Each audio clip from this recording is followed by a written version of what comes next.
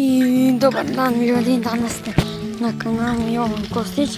Danas radimo prvi vlog, a to je obilazit ćemo moje selo. Ako se prekine snimanje do toga, izvinite, nastavit ćemo. I evo, sad krećemo, tu se nalazi moja kuća.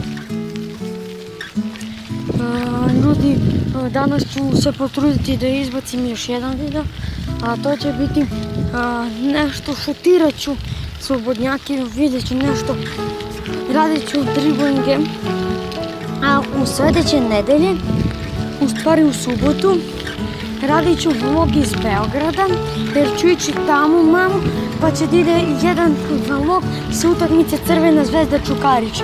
To je najverovatnije da će. Izvinite zbog ove vlame, to je prašna vlama. Evo ovdje se nalazi kuća mog drugara.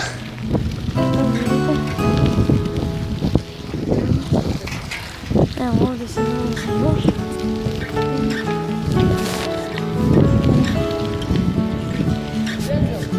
Vidite ovdje.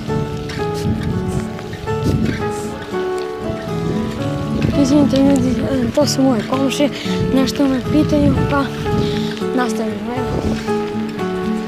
Evo ljudi, ovako to izgleda. To je moja ulica.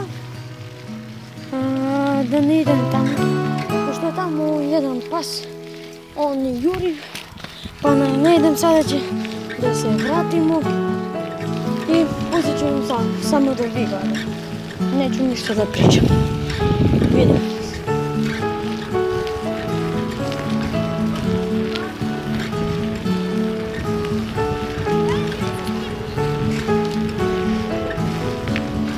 Evo ljudi, Kratke Krajevci.